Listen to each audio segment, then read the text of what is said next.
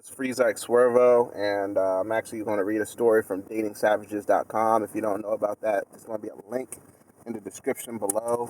You can't see my face right now because I'm on the side, but these are my two. Do? That's my boys. That's my boys.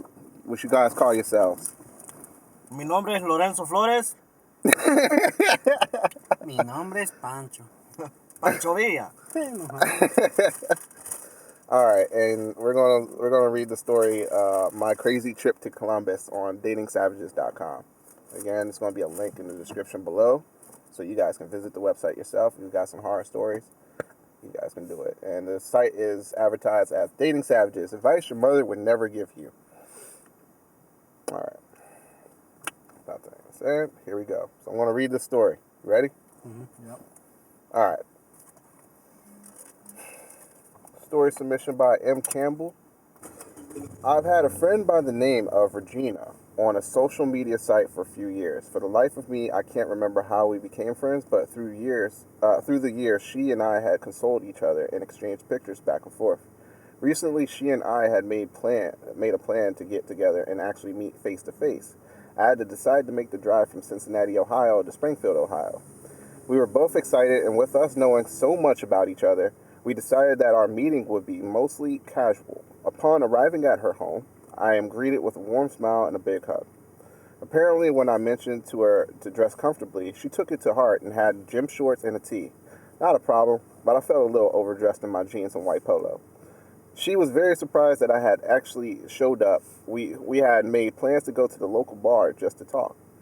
Well, turns out that local bar was a nice restaurant that had a bit of a wait because of its being graduation weekend. We didn't mind as we spent a lot of time speaking on our similarities. Eventually, we were seated and served our meal while eating. Regina received a text from her friend Rebecca, whom had just broke up with her boyfriend, and she wanted company. Rebecca wanted us both to come over, being that Regina and I had been getting along so well. I told Regina that it would be okay if we drove over to see Rebecca. Regina warns me that Rebecca is highly attractive, bisexual, and flirts with her often. Upon that, Regina had turned our conversation sexual. Then mentioned that Rebecca lives in Columbus, Ohio. Quite the drive, but since the day was going well, Regina and I were getting along well, Rebecca was feeling down and wanted friends around, and of course there was a potential for a threesome. I had the restaurant bag up my remaining food, and we drove to Columbus after picking up beer and snacks. Upon arriving at Rebecca's house, I noticed this gorgeous woman getting out of the car ahead of us. After parking, I learned that this woman was Rebecca. Regina was right, head to toe, beautiful. We got some beer, set up Pandora on the Puddle of Mud station, and played cards. After a while, Rebecca repeatedly mentioned how her underwire bra was bothering her. I was surprised that a woman with large chest wore underwire. Rebecca stated that that was the only way to have support and offered to show me. Regina told Rebecca to keep her shirt on. Rebecca repeatedly stated that she was horny. Eventually went on plenty of fish to invite a guy over. The guys that she wanted to come over had given Rebecca conditions that they would come over if she picked them up, if she supplied weed. Eventually, Rebecca texted her ex Nick to come over without anyone knowing. We hear a knock on the window. Then the back door. Regina goes to the back door to answer to her surprise. It's Nick. Regina hates Nick passionately.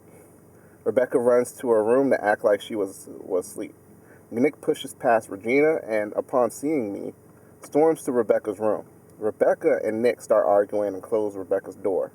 Regina goes to her purse and pull out 2 knives. Seeing this, I go to Regina and suggest that we go outside. Regina eventually agrees to go, and upon returning, we notice that Nick locked the door. Regina goes into a rage and punches a window out. Nick unlocks the door, and Rebecca's roommate starts yelling at Regina for the window damage. As the roommate is yelling, cursing, and asking us to leave, I notice that Regina had given Rebecca a knife. Rebecca cuts Nick's back seat and then chases Nick with the knife. I don't know what I was thinking, but I stepped in between Nick and Rebecca, telling Rebecca that she doesn't really want to stab anyone, Rebecca's roommate, realizing that his words to Regina mean nothing, suggests that I leave.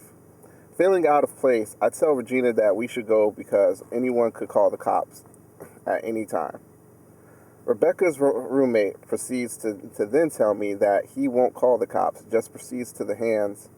Knowing my fighting experience, I tell the roommate that I was planning on leaving out of respect, but his threats mean nothing, and if he'd like to find out why, then we could go right now.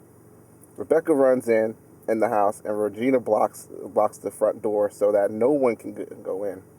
Nick suggests that Regina let someone in because Rebecca is going to cut herself. What the fuck? The roommate apologizes, goes in the back door, then comes out the front stating that Rebecca had cut herself and was bleeding out on the floor. Regina and I race in while Nick called 911.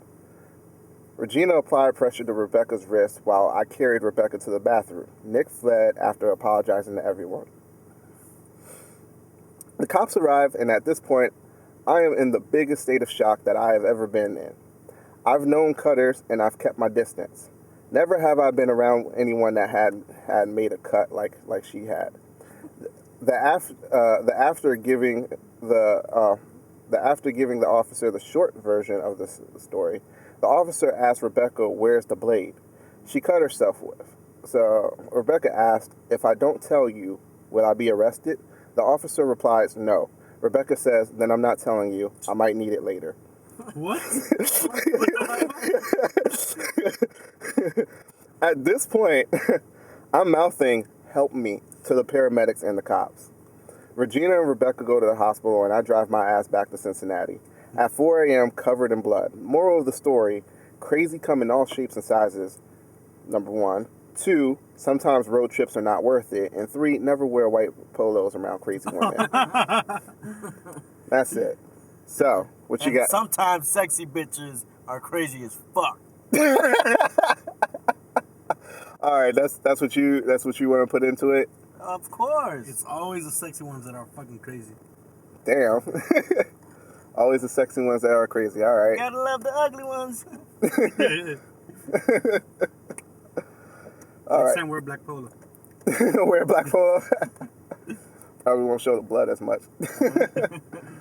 All right. Anything else? Bitches be crazy. Bitches be crazy. Yep. And we love you all. Yeah. And we love. All right. That's about it. So that's about it. That's Free Zyke Swervo reading a story from datingsavages.com. Like I said, you guys can go ahead and look at stories like these on that website. Or you can post your own stories or comment. That's about it. See you guys later. Like, comment, favorite, subscribe, share it with your friends, and I will see you next time. Deuces. Doses.